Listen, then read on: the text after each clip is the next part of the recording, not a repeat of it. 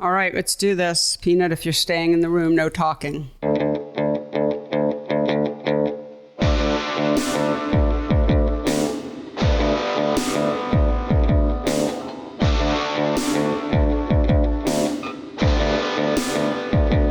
Hello, and welcome to the PhotoWork podcast, the talky and touchy-feely version of my book, PhotoWork, 40 Photographers on Process and Practice.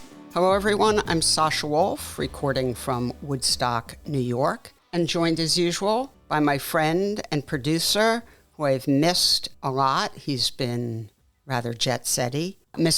I've been busy? I said jet-setty. I haven't gone anywhere. That's true. I have been busy, but That's true. I have not You've been left busy my in house. place. In situ. Mr. Michael Chovan Dalton, everyone. That's Michael Chovan Dalton. Hello, Hi. Michael. Hi. Yes, I know. It's been a minute since we've been able to see each other or have a nice long conversation. Yeah. So, I know. But you were just in Montana last year. We went to Chico Review together, and this year I stayed at my desk while you went west, young man. So how was it? I did. It was lovely and beautiful, and I hung out with all of our mutual friends and some really fantastic attendees, and so many people asked about you and for you. So it was really nice. Just really nice. Well, Yep. I missed the gang, but just couldn't swing it this year. But I also miss you, and You too, yeah. to our listeners, I guess we should sort of just explain and apologize for not being on air more. Yeah. We've had a really weird streak. It's not for lack of trying, but... Let me just say, as a producer, Yeah. it's been a little frustrating. Oh, yeah. Yes. You have a spreadsheet, an actual spreadsheet. I do. I had to start a spreadsheet. Filled with way too many not nows and nos. Yeah. I guess just to explain to folks what's been going on, we've always, sort of had it in mind, but particularly the past year and a half, we've really been trying to get sort of the older guard of the photography canon. That word is so annoying, but anyway. The elder statespeople. The elder statespeople on the podcast. We feel that that's a bit of an area that it's not that we haven't always wanted to have the sort of foundational folks who are still with us on the show, but it's become sort of primary for us. And we've been trying really hard.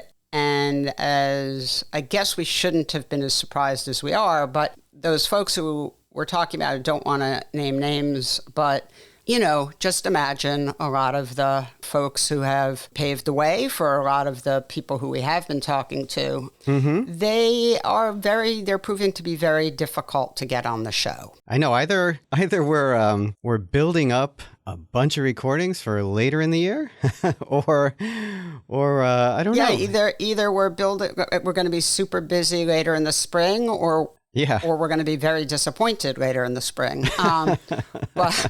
But folks keep putting us off. We're all in this together, everyone.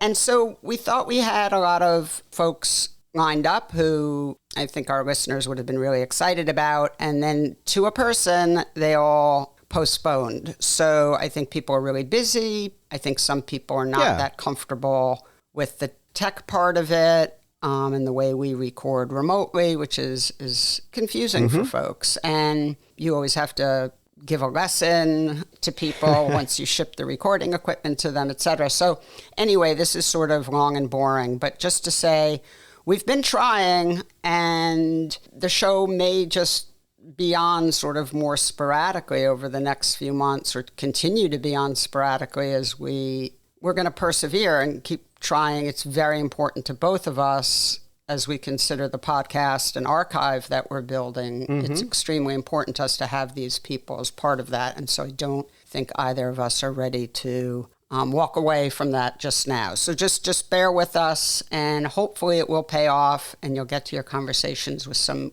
incredibly influential and important people. Absolutely. And of course, we have one today. We do. Yes. Yes, today's episode is a conversation with the great Jamel Shabazz. And for me personally, it was truly an honor to speak with him. He is a very special person. What did you think, Michael? Well, this is one of those conversations that goes beyond photography. Yeah. It just goes beyond photography because Jamel is not only a photographer, but somebody who is actively engaged in the communities that he photographs. He's had one of the most interesting lives of all the guests we've had For sure. on the show. And that has informed his work and his life. And it all sort of comes out in the episode. And it's just a different kind of conversation in that I wasn't thinking so much about photography. I was thinking about, a really just beautiful life and someone who photographs that life. So that's what I was thinking about when I was listening to it. Yeah, Yep. Absolutely. I'm with you 100%. This was about a life beautifully lived, someone who there were many different paths open to them and the path that they chose and how it's slowly blossomed into something really incredible and extremely moving. There's a lot of emotional content in this episode. Absolutely. Yep. Anyway, well, why don't we get to it, Michael? I don't think we have any announcements other than our long and rambling apology to our audience. So let's get to this episode. If you don't mind, please take it away. My pleasure. And here is your conversation with Jamel Shabazz.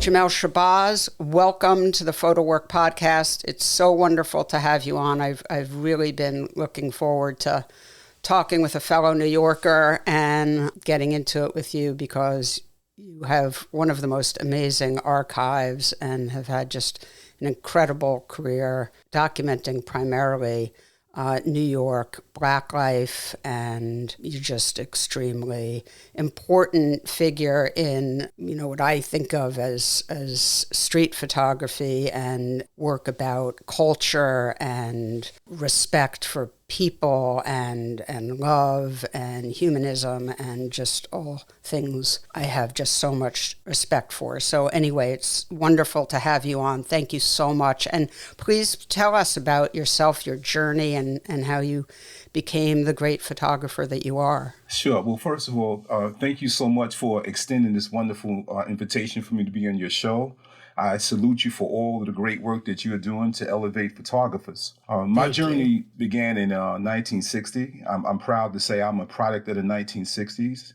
I was born and raised in Red Hook, section of Brooklyn.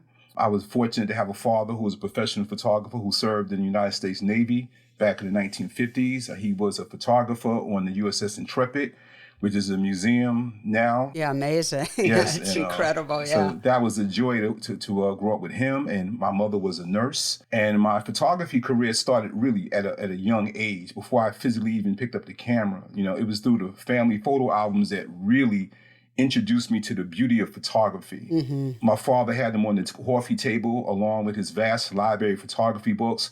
And what made the photo albums so special was the fact that I knew the people in the albums for the most part. My grandfather or his brothers, they had served in World War II. And I was fascinated as a young child with these photo albums. And I remember watching my father put these albums together, very meticulous. He would have his jazz on, and he would sit at our dinner table organizing these albums. So at a very young age, I saw the value of photography. And then I had an uncle who was also in the Navy, and he used to do slideshows all the time. He was constantly taking photographs, and during family gatherings, he would get all of the children together and show these incredible slides of his journey, but also the family itself. So at that very young age, I was introduced to photography. And then my father, he used to always come home with photography magazines and books. And most of my peers were reading comic books, but I was looking at these photography books. And for me, they allowed me to time travel outside of my community and see a world outside my neighborhood. And it just blew me away. And one of the books that really captivated me at a young age was a book by Leonard Freed called Black and White America. And what made this book unique to me, it was signed. And unlike the other books, they weren't. And this book sat prominently on our coffee table next to the family photo albums. And as a young child, about 8 years old, I would find myself looking at the photographs. And then as time progressed, got the dictionary and I sat down with a notepad and I would start dissecting words that I was not familiar with, unbeknownst to my family at the time. I chuckled because it's really amazing. First of all, it's an amazing way of, learning vocabulary, but Yes. This is so formative. Like it's so clear how this etched itself into your DNA. It's really amazing. It's an amazing journey, because that one book would just change my life. So here I am, 8, 9 years old looking at it, and now it seemed like the book was tailor-made for me because it was dealing with, I think about the young iconic photograph that Lennon took of Muscle Boy. That represented me coming of age. And this book introduced me to communities outside of my community. I'm seeing Harlem for the very first time in images. I'm seeing the South for the first time. And I was so moved behind this book, it inspired me to start going to the library more. And I remember going vividly, and I would get stacks of National Geographic and put them on the table next to Life magazine because the war in Vietnam is now going on. And I had a lot of questions that weren't being answered in school. So I found in these publications, I was learning about different countries and places and conflicts in addition to beauty and life. And I became fascinated with the library, and I would stay there. And when I read all of the Time magazines, the Life magazines, the Look magazines, I started to venture into the foreign publications that were in our library, like German Spiegel and French Match. And those publications further enhanced my awareness of what was going on in the world, particularly in Vietnam. So that love was always there as I elevated. The library became a safe haven for me throughout my life. And I always had an appreciation for photography at that young age. It wasn't until I was about 15 years old that I picked up my first camera. And, my father had his Nikons that we didn't touch. He had all the equipment. And he would convert our little tiny apartment into a studio, and he would photograph the neighbors on the holidays. So I watched him set up the lights. And I was fascinated behind that, but it seemed complicated looking at the light meters and the numbers, the aperture and all that. So I looked at my mother's Kodak Instamatic camera she had lying around, the 126 to 110. I started to take those cameras to school and play around with it. And having looked at so many images, when I started to photograph my peers, I understood composition. And I was able to really compose images at a very young age of like 15 years old. I remember back in the days, I would partner with one of my good friends. And after the film was done, we would take it to the local drugstore and we would put it in the shop for development. And when it came out, I was fascinated with what I was able to do, that first roll of film. And it immediately allowed me to see through my third eye and look at life from a whole nother perspective and see beauty and life around me. And from that stage, I started carrying that camera everywhere I went to school and just photographing my friends. And it gave me purpose. I was the only photographer. All of my peers, for the most part, embraced graffiti, and I wasn't good at that. So photography gave me a greater voice, and it allowed me to speak to people and tell them how beautiful they were. And that stayed with me for a couple of years until, my parents divorced and I ran out of money and I had to find a way to survive. So I enlisted in the military at the age of 17. And I was stationed in Germany as time would progress. And I took a slight pause of my photography. I redirected my energy towards music. But while in Germany, I continued to go to the library and research constantly, photography books. And I vowed that when I returned back to the States, I would never be without memory. So when I returned back to America during the summer of 1980, I now have a Canon AE1 with a 50 millimeter lens and a 28 wide angle.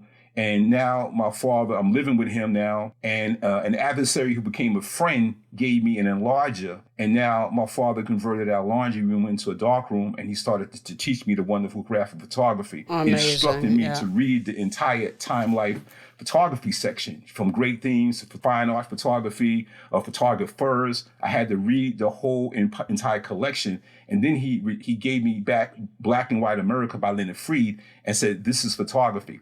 Then he introduced me to Tri-X Film, and he sent me on assignments where he would tell me to go around the neighborhood and document the neighborhood, mainly the structures, cars, buildings, and things of that nature.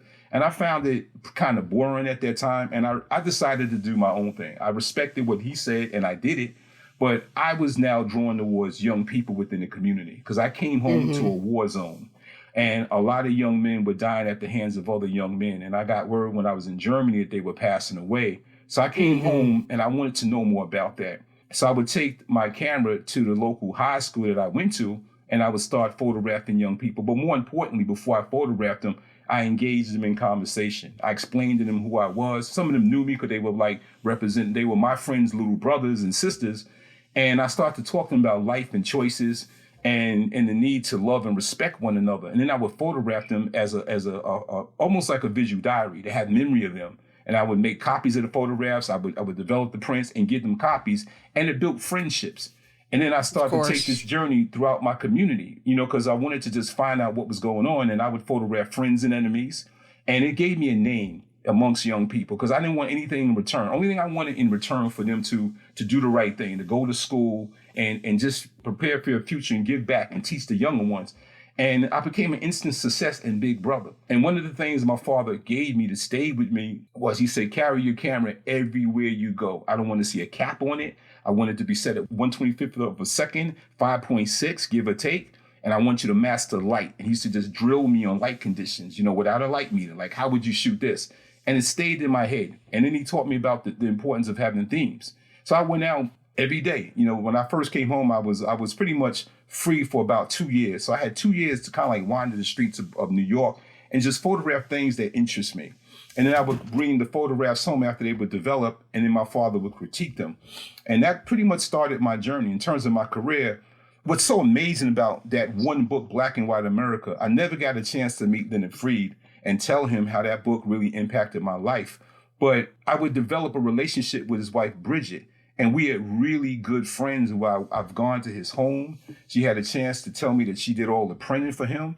And she broke down his history. And it moved her because in all of my interviews, I spoke about the impact that one book had on my life. And I believe that it caused the book to be republished again. And I inspired so many people to read it because I always spoke about how that one book served as a roadmap that put me on the path that I'm on right now. And the camera was a compass, the book was the roadmap. And it led me to this path that here I am, friends with this woman after all of these years and been to the home on so many occasions. And I owe so much to both Leonard Freed and my father for building this foundation for me, which I stand on today. And during the course of my journey, I've had a chance to travel extensively around the globe, showcasing my work. There was this personal work. I wasn't trying to really be a photographer. I just wanted to have a visual diary of my life. I never wanted to be without memory. I must go back and speak about my career too, because I became a correctional officer in 1983 to supplement my income. And that was an assignment that was very necessary.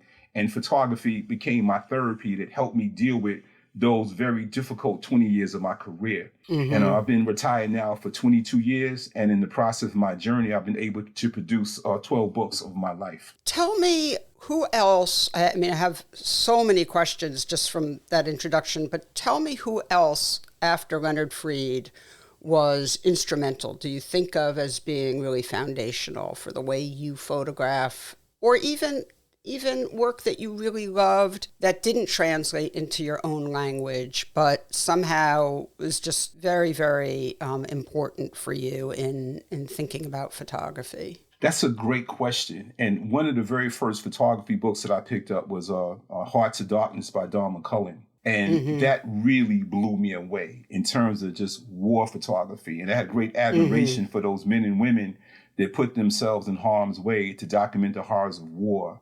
And that was my very first book that really introduced me to the power of photography and photographers.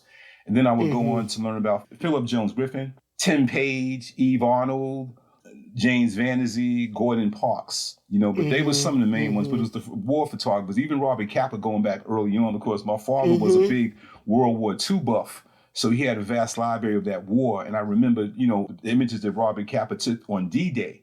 So I was really fascinated behind that. And really any war photographer, it really grabbed my eye.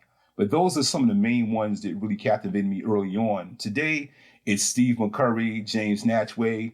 Those are two of the main ones that inspired me today, living artists who I had a chance to meet and learn from. Tell me about the decision, whether it was conscious or unconscious. I'm just really curious about the decision to engage with your subjects always, as a rule, for the most part. I think there are some exceptions, but yes, rather than being a classic sort of run and gun street photographer. It was curiosity. I had a lot of questions, and I had themes that I developed for different situations. And I needed to find, and I believe again that the camera was a compass that led me to people that I felt I was meant to meet.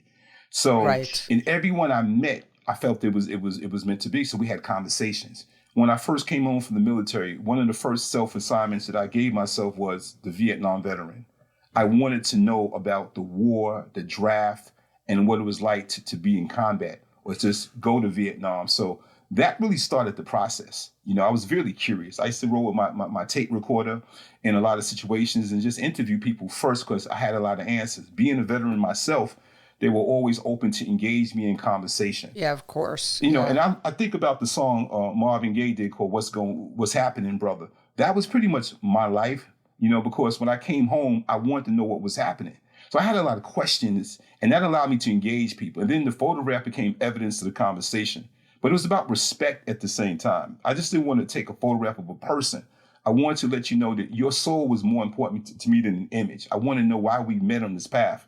And then after we would be involved in conversations, and I would take your photograph and build a relationship. So that was very vital for me, to build relationships with the people which I photographed. And it amazed me that was the process in which I implemented back then. And now look at all the friendships that I made taking pictures over 30, 40 years ago in doing that. Even in my documentation of prostitutes, when I first started doing it, matter of fact, it was always about conversation. I want to introduce myself to you and let you know my intentions. I showed you my business card and let you know I was curious. And the work I'm doing is to help other people. So with the prostitutes that I would speak to, it was about using their voice and their images to take to the high schools and share them with young women about the dangers of prostitution. And despite the world in which they were living in, they were always open to speak to me because they knew that they were on a negative path, but they wanted to get balance. And by engaging me in conversation, allowing me to photograph them, they knew they were making a difference. The same with the pimps. So I found the conversations interesting because when I was traveling back then, as I think about it, my professor always told me to keep a journal. So as I documented, I had a moment of pause. I would sit in the park or at the train and I would write about my experiences that I had with people. And I felt that those conversations, I believed in angels. And I felt that certain people I met were there to give me enlightenment, to help guide me along the path. And they did. What was it like? And I know that this is, more recent, although I don't know exactly, sort of if you can point to an exact time. But what was it like moving from having photography be a part of your life, an extremely important part, obviously, your great passion, your great love, but you have another job, as you said, to getting to the point where you actually could just photograph. You're shooting on assignment, you're being hired to shoot for whatever it is, whether it's fashion or, editorial or whatnot. But what is it like for you when that you realize that's starting to happen? I mean, I'm asking you this because I think it's so important for people to hear you talk about maintaining this incredible passion and love, and not just that, discipline and this incredibly rigorous practice while you're a corrections officer. I mean, I talk to young artists all the time who think that they're going to get out of school and somehow make a living as an artist. The bubble I'm constantly bursting, because it's so unlikely. Also trying to explain to them that it's okay to have another job, and it's very difficult to make a living as an artist, but maybe it will come in time, but to keep working at your craft. But I'm curious for you, when you start to be able to transition financially and the way you've structured your life into actually being a working photographer in the financial sense? That's a great question. The idea came to me in 2000. I had 3 years left before I was about to retire. And I vowed that I would never work for anybody again in life. This 20 that I did in corrections in my time in the military was enough. And I believed that I had a gift in photography.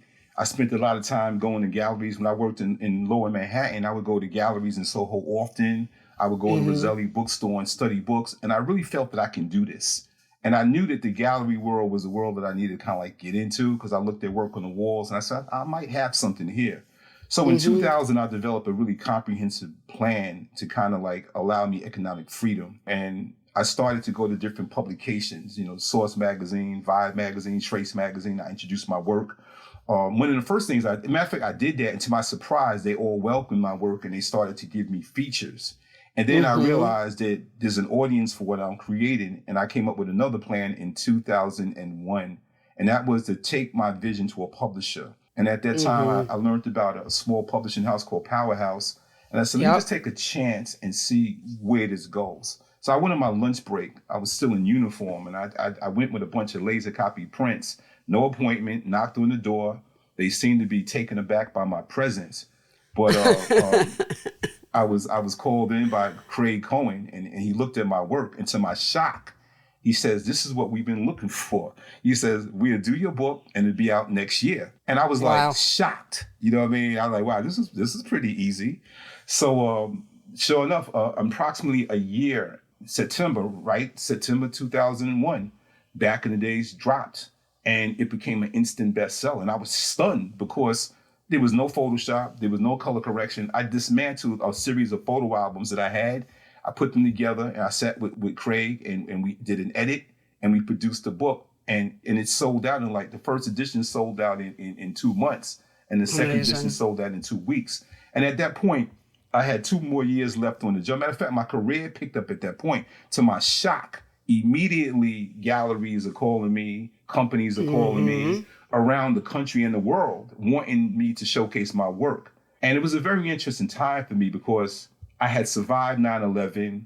I was dealing with trauma from both that and my time in corrections. And now immediately I'm being asked to do interviews and speak about my work and exhibit my work almost immediately.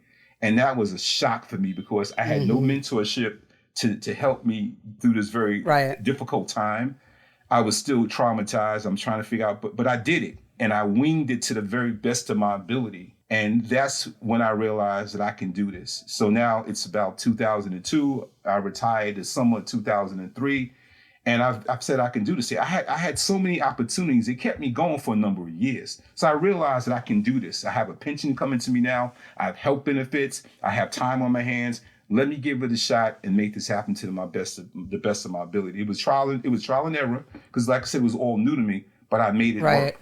So that was that. I was at the point that I realized that I can do this officially when I retired. It's really incredible and, such a wonderful example of, what can happen if you just stay dedicated. And it can take a while. We all know it can take a really long time, but great things can happen at any point. I mean, give a million examples of people who have sort of burst onto the scene after toiling away for a very, very long time. So I also think that people are really drawn to people who have shown that dedication. That says so much about a person and their devotion to the practice of whatever their art is. There's nothing shows more dedication than someone working their butt off when they're not being compensated for it, right? Either financially or with pats on the back. Yes. So, well, things really picked up for you. I know in 2018, you were the recipient of the Gordon Parks Award for Excellence in the Arts and Humanitarianism,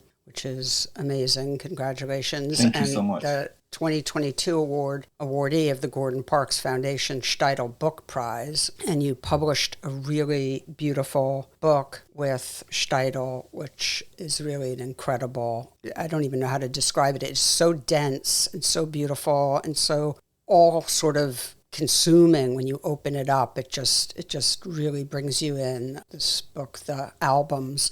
Can you tell us about that book and working with Steidl and what that sort of recognition around that time must have been like? That was truly one of the highlights of my career because I have never really been awarded anything in photography.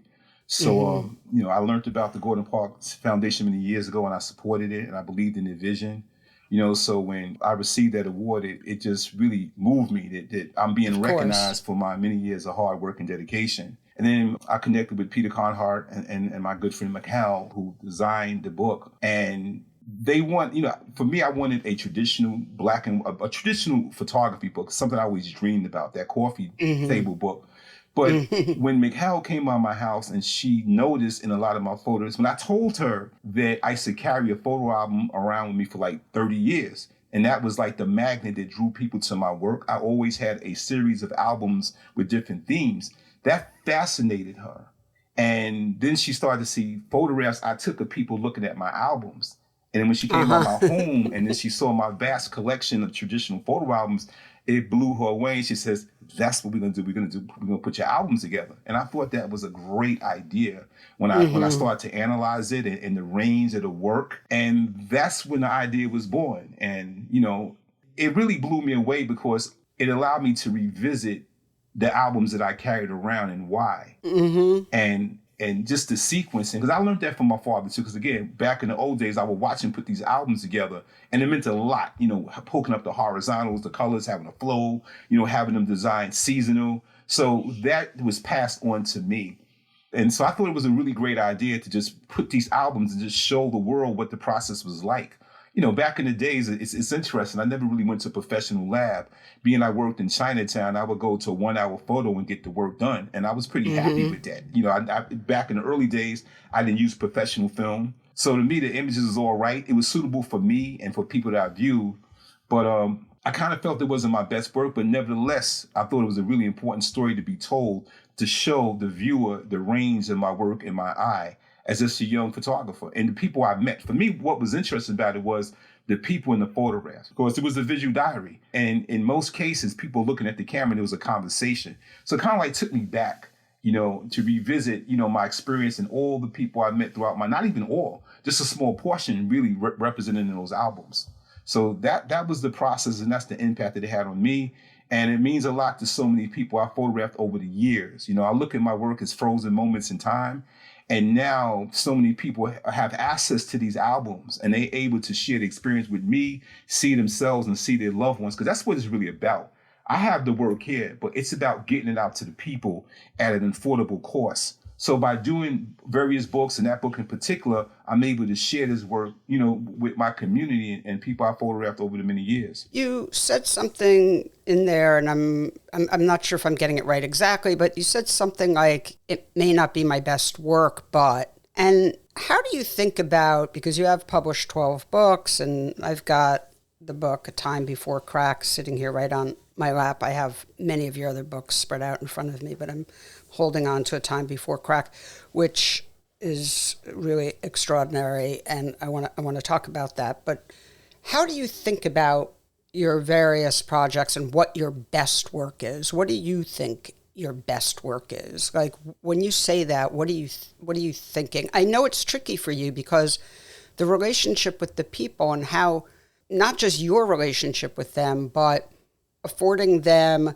the respect they deserve, dignity, camaraderie, community, kindness is all obviously paramount to you, just as important as making a picture. And so those two things, you know, have to operate and stay in balance, which is really incredibly moving to me. And I'm filled with, you know, respect and really deep admiration for that, and understand why you won the Gordon Parks Award for Excellence in the Arts and Humanitarianism.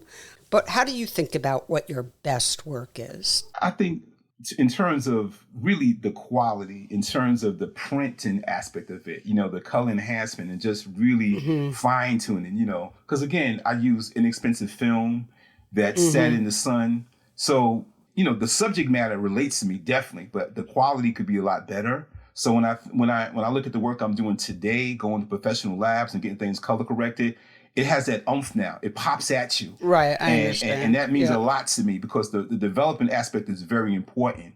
And with those machine shots that were done in the 1-hour photo, you know, it creates the images, but I know that it could be so much better. And that's being done right now in a lot of my newer projects where I have the opportunity to get work, you know, to get these negatives scanned and color corrected, and now you really see those images kind of like pop at you. So same subject matter, same photographs, but just color corrected where you could just see the real deep quality of those images. That's pretty much what I mean by that, just quality. Okay, of the you're not processing. talking about composition. No, not composition. I think the composition, okay. You know, a lot of that really, with the albums in particular, those are pretty much snapshots. I have other bodies of work that has not really been shown before And that's a lot of my traditional street and documentary work that's not really featured in the book. And I think that will shock people as time goes on, because I'm really determined to kind of like share that work too, because a lot of my traditional work has been shown, and it has become a signature style. And I'm happy with it because it means a lot to me, but it's been shown a lot and I love it. It's very personal. But there's other aspects of my work that I haven't shown as of yet, like my veterans, my time on Rikers Island, and even some of my international travel, which I would like to share as well. So it's all very relevant to me and close to my heart. But I'm really eager now to show more of the work I've been doing now. One thing about albums that is very interesting, it represents the early stages of my career. So the majority of photographs in there, I was in my early 20s, and it was throughout the 1980s. But I've done so much work. I've elevated in the 1990s. You know, I did more traditional black and white work. I had a better camera. And you can see the distinct difference between the work I did in the 80s and 90s. Again, it's all relevant, but my eye began to be more sharpened. And you can see the elevation, you know, of my growth over the decades. And that's important for me to show as well. Because again, I'm pigeonholed right now with just that body of work. And there's so much more that I've done. And I'm really determined to now, more than ever, to get that work out. And this year is important to me because it's my 50th anniversary. And I have 2 major books coming out on 2 different subject matters that are very unique. One is called Drama and Flavor, and it's based off urban and traditional fashion. That's being published by Powerhouse. And I'm really excited behind that work because it takes you back into the 80s, but it also brings you into my most current work. And then I've been documenting Prospect Park for over 40 years. And that body of work is extremely important to me because that's became the place that my father directed me to go to learn photography. And it was a very special place for me. So within Prospect Park, there's portraits, there's fine art, there's environmental portraits, a little bit of everything. There's a mix, and it's diversity. You know, what's important to me with that work is the diversity. It's my most diverse body of work ever.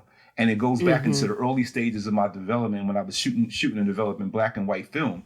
So I'm happy with that book, and I think it's going to surprise people who are accustomed to looking at my traditional street portraits. And what's interesting about the early parts of that book, the 80s, is that when I look at the context sheets, you see pictures at the high school with the kids and on the train.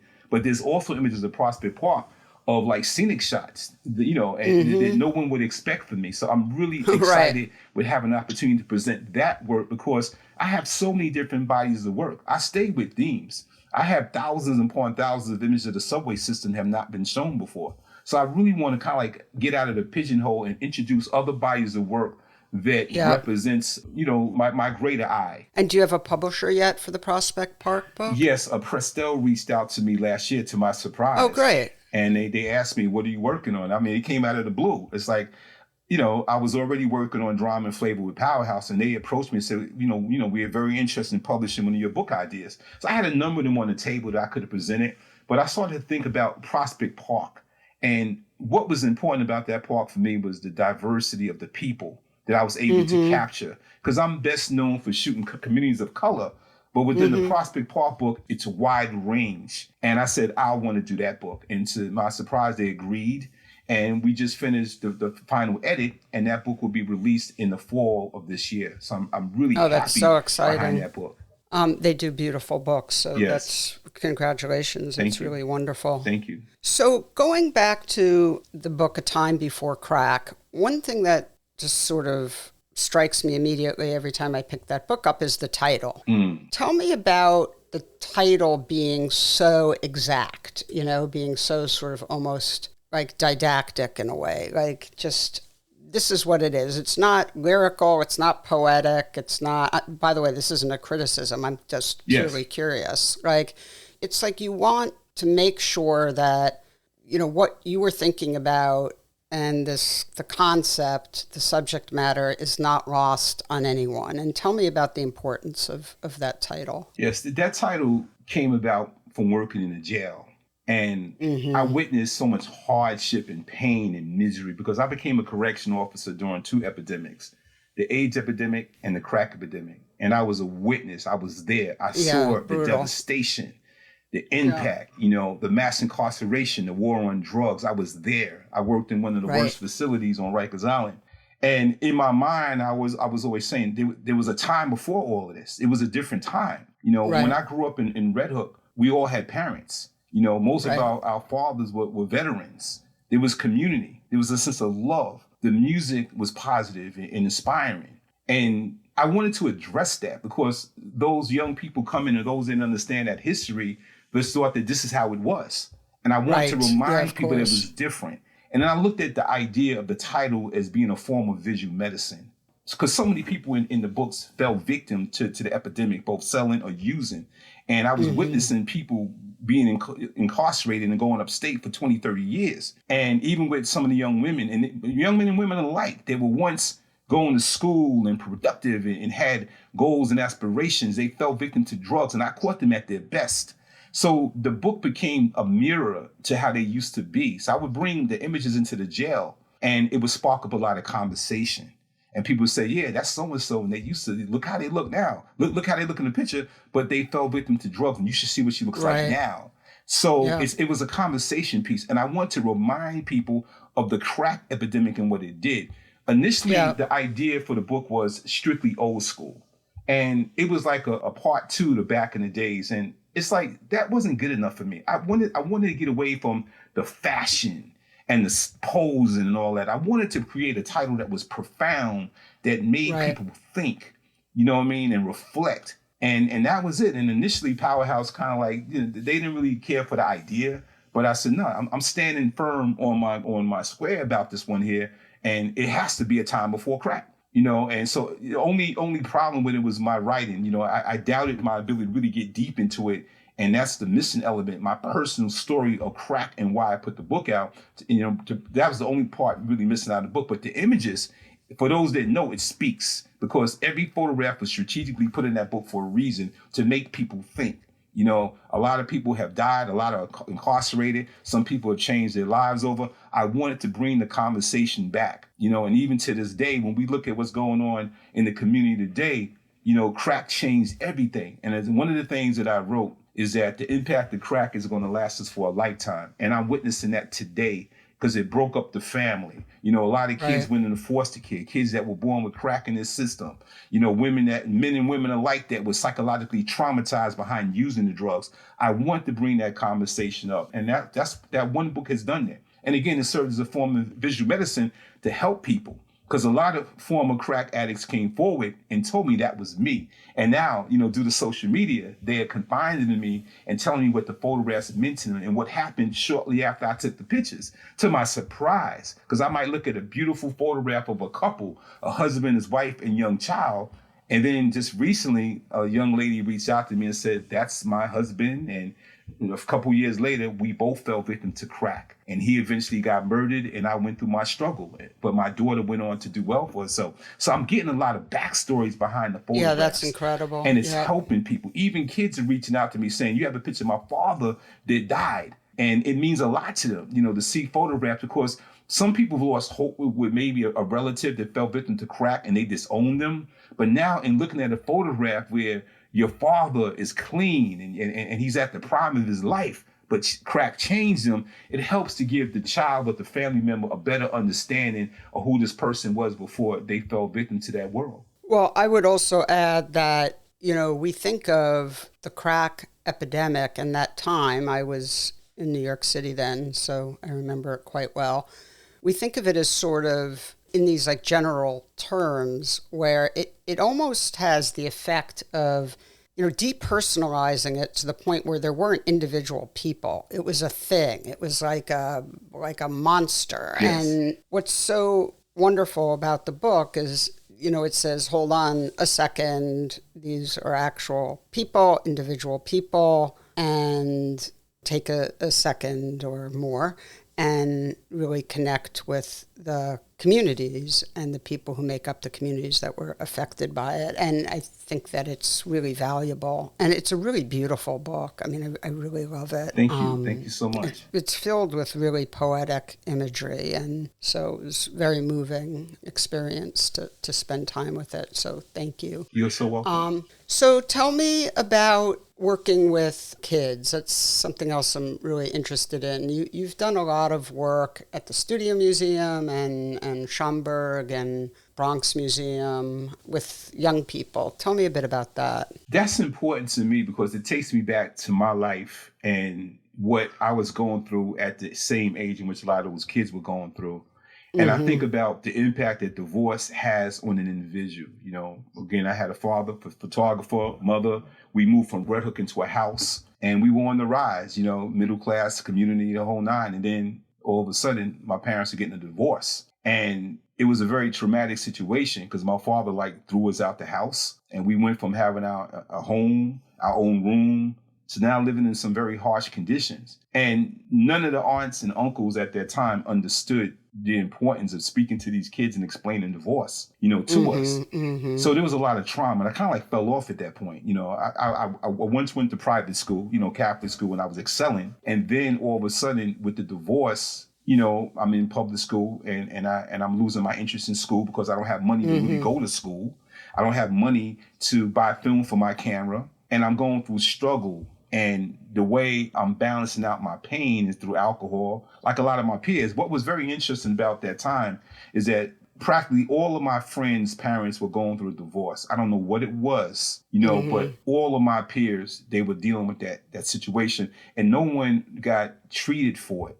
So when I think about what I was going through at that stage, I needed direction and guidance. And thankfully, there was a young guy who went through the same thing that kind of pulled me under the wing and saved me and redirected me to the library and helped me to build my character and get some type of guidance. And I was thankful for that. And he said, only thing I want you to do in return is do it to the next person. Because matter of fact, a few years earlier, his father had died. So he was able to kind of save me and point me on the path. And then I realized that a lot of kids are going through it. I thought about when I came home from the Army, the amount of kids that a lot of my friends, that their little brothers got murdered and nobody got treated for it. All right, your little brother gets murdered and that's it. You move on to your life. What I start to find out that a lot of my peers, they were falling victim to alcohol and drug addiction as a form of self-medication to cope with the death of their young brother, you know, and there was no psychiatrist on deck to help these kids. So I took it upon myself to be that voice, to try to help kids, because when I saw kids, I saw me. I saw suffering, and I didn't want them to suffer like me. So from the time I came home from the military, I brought a lot of kids into my home.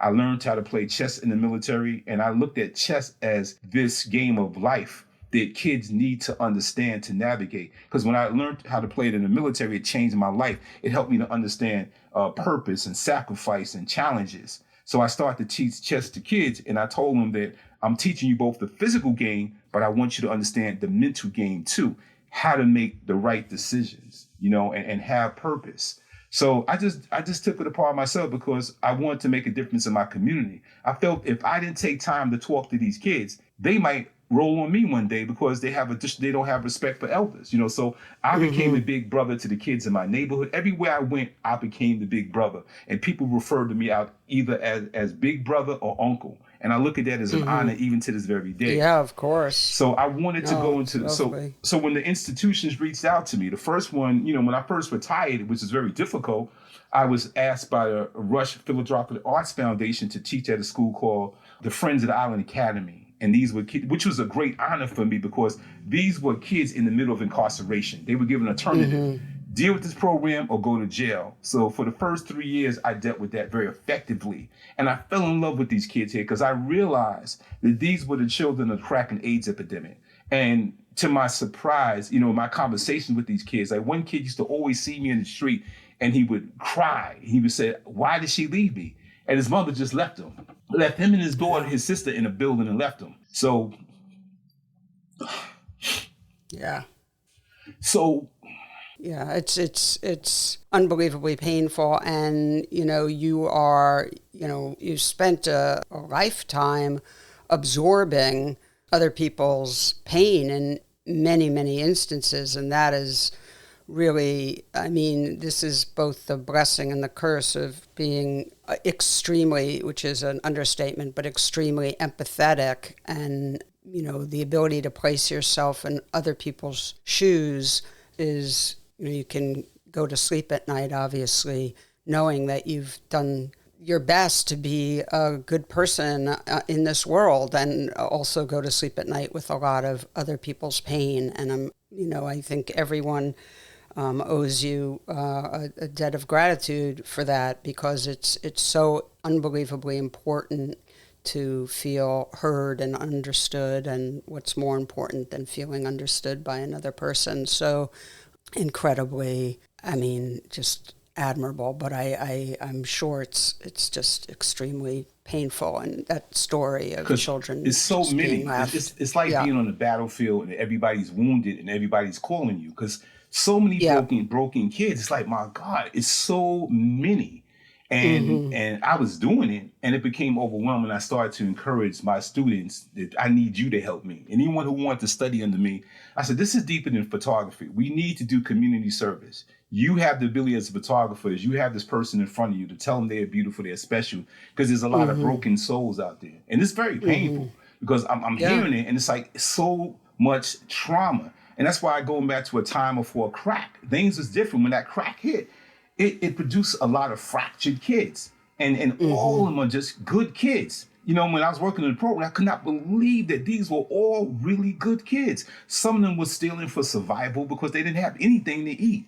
And, Of course, and I made a difference circumstances. because they gave me testimony. A lot of them have written me over time because I did my best to try to save them. And photography was that too for a lot of them. You know what I mean? So these programs were great because I was able to go into the schools and show them images of a time before crack, break things down to them, tell them about my journey, and put them on the path. And to my surprise, a lot of them went on to work for ICP, and they That's elevated great. their lives, and they stay in contact with me right now. But it's very painful because it's just so many of them, and you just haunted Of because course. you can't save everybody because it's just No. that many. So I had to fall back a little bit and heal myself because Yeah. I went through a deep depression because I started to blame myself on the people I couldn't save, but I just couldn't save everybody. Jail is a very hard place. When you just visualize you're working in the area and there's 60 inmates, 30 on each side, you have the A side or B side. There's one officer behind the gate and you're on the other side, you're with them. And now you're dealing with these harsh conditions. You got, when I think about the Central Park 5, you have a lot of people telling you that they're innocent. You got people that can't pay their bail. You got people who are dealing with mental health issues, and instead of getting treatment, they're incarcerated. I have to stop kids from killing themselves because they can't take the pressure. And it was just a task, Yeah, no, but it's brutal. I said, this is my assignment. I accepted it as my assignment. It's meant for me to be here, to be a light. And today I feel good because, I was beating myself up for years, but through social media, so many of my former inmates are writing me, telling me the impact that I had on their lives. Even the ones that I would send photographs to that were upstate doing 30 years. They said, it's your photographs that gave us hope. It's your books that gave us hope. Because the idea of doing back in the days and the time before crack was to get those books into the jails and prisons. So those individuals could now be empathetic, to reflect on their lives and the things they might have done and who they used to be. And it really made a difference for the drug dealer to now look at the book and say, wow, I contributed in the destruction of this community, and it made a difference. And they wrote me. Imagine you doing 30 years in prison and all of a sudden this book comes out. And the books meant the world to people that were incarcerated, because now you're looking at the train and you're looking at the streets that you're not going to see for a long time. And it helped them to heal. And I felt good in making a difference on that end. Well, that is really incredible, to put it mildly. And thank you so much. I think that's a lovely place to wrap things up. But thank you so much for sharing this incredible story. It is so unique and so inspirational because of everything obvious that we've talked about, but and the work you've done with people and your big heart, but also, the way you've just kept making pictures and you've contributed so much to the arts and to humanity, as the Gordon Parks Foundation recognized. So thank you for everything you've done, and thank you for being with me today. And I'm really just so appreciative. Well, thank you for those kind words. And I salute you for all the great work you're doing. I have a few things coming up, so hopefully our paths will cross one day. I would love to pass on a copy of my Prospect Park book to you. It's called Prospect Park, My Oasis in Brooklyn. That book is very important to me because Prospect Park became the place that I would heal myself. It was my healing spot. And I found that by leaving the jail and going to Prospect Park, you gave me a space to kind of like just decompress. So I look forward to it. It's a magical place, and I'll definitely take you up on that. I mean, we Right. we will definitely connect in the city, and I would love to see that book. It would be such a pleasure for me. So thank you. Okay, all the best to you. I look forward to seeing the exhibition that you curated with Raheem Fortune in the coming days. And I look forward to meeting you. Shoot me off a text or an email when you see it, and let me know your thoughts. And again, thank you so much, and be well. Take care of yourself. Okay, likewise. Take care. Thank you again. Okay. Bye. PhotoWork with Sasha Wolf is a production of the PhotoWork Foundation. Executive producer is Sasha Wolf, and the associate producer is Taylor Selsback. The show is also produced and edited by me, Michael Chauvin-Dalton of Real Photo Show. Music is by J. Walter Hawks. If you like the show and wish to find out more about the Foundation, please visit photowork.foundation and be sure to subscribe and review with all the stars on your listening platform.